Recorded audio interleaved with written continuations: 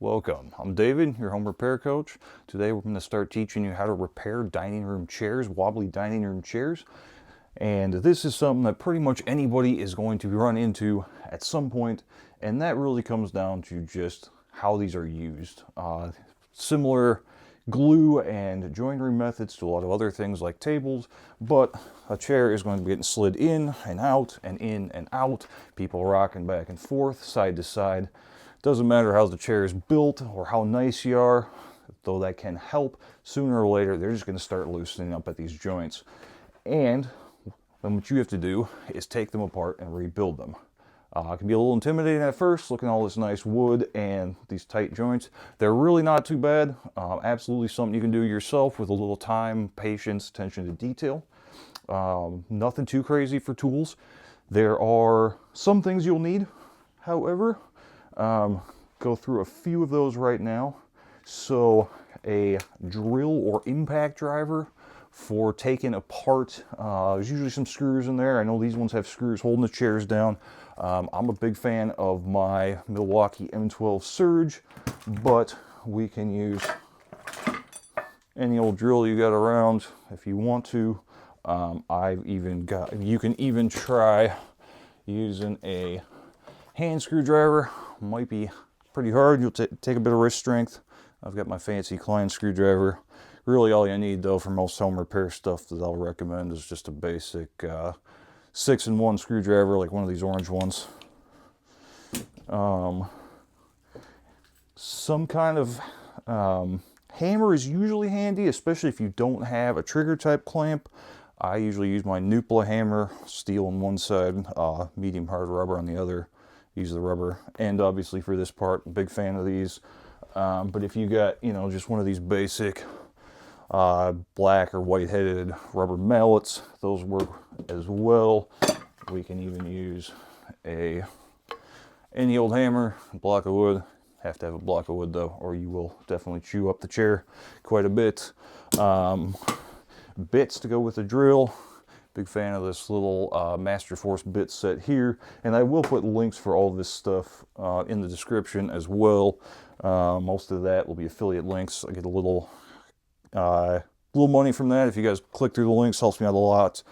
Most of them will be affiliate links. Some of them, like this set here, I don't think Menards does stuff, but I'm not going to recommend you any stuff that I would not actually recommend. That would just not be cool.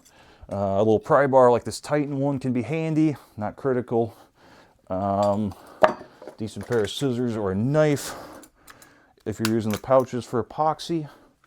And then just some odds and ends. We'll want some little glue injector like this pack I got from Amazon. It's basically just a syringe with some needle heads on them. I'll show you how to use that to put hot water in the joints. See if you've got these stuck together with hide glue.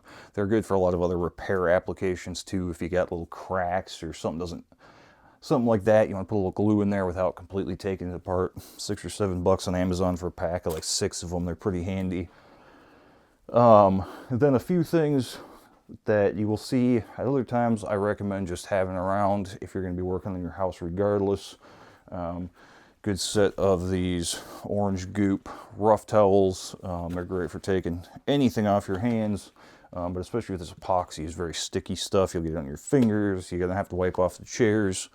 With the epoxy, a pair of gloves like these Venom ones is not a bad idea. Now I'll be real with you, I don't usually wear gloves working with it.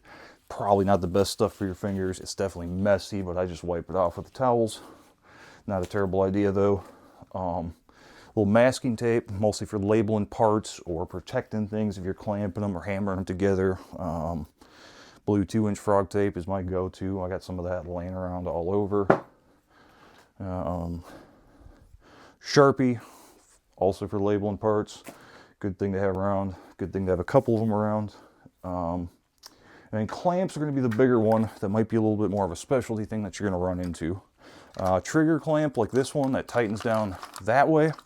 Not absolutely critical, but these can be really handy actually for taking them apart. I'll show you how to flip the heads around on these and use them the other way to pop some of these joints apart nice and controlled. So you won't have to do as much with the hammer. It can be a good way to go on these.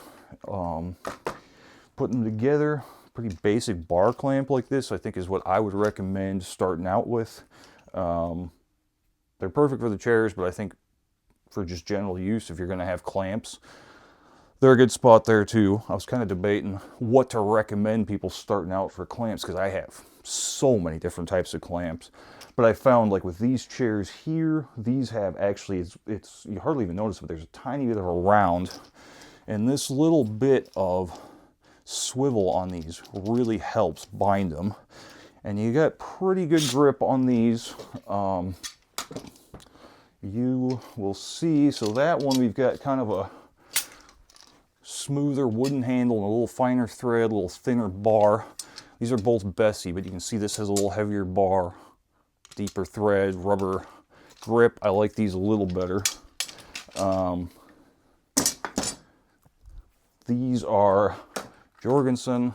I like the Jorgensen ones, but I would say in general with clamps, don't overthink it, especially for, you know, general home repair, light to medium duty stuff. It's, you know, I've used tons of different ones. I've got some Irwin ones that are good. The Menards ones are actually pretty good. Jorgensen is good.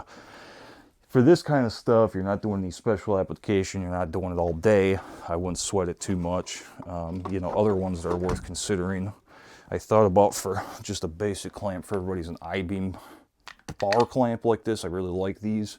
I realize these are actually a little weak for this particular chair because of that round. They are pricey, they're a little heavier duty than needed for a lot of things, but this would be toward the top of my list too.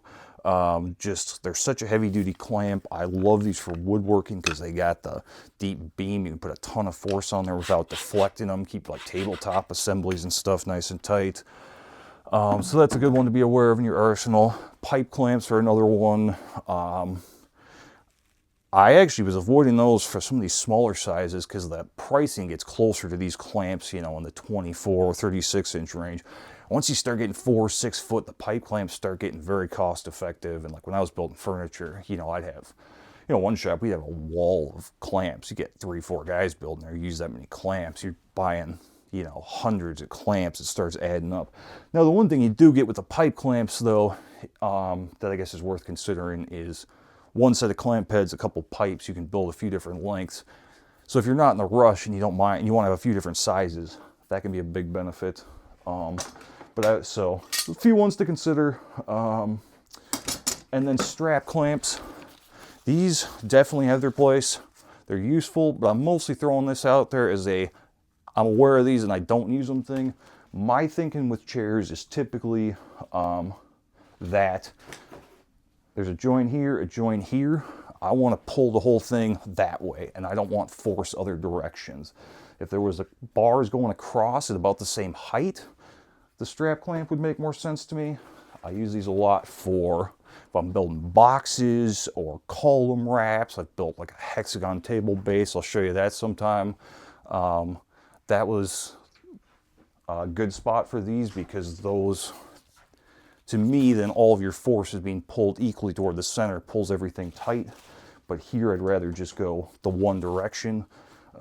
Probably not a huge deal. Probably would save you using more clamps, but to me it's not ideal. I do worry a little bit about racking, about twisting the chair a couple different directions. So probably going off on a little bit of a tangent there.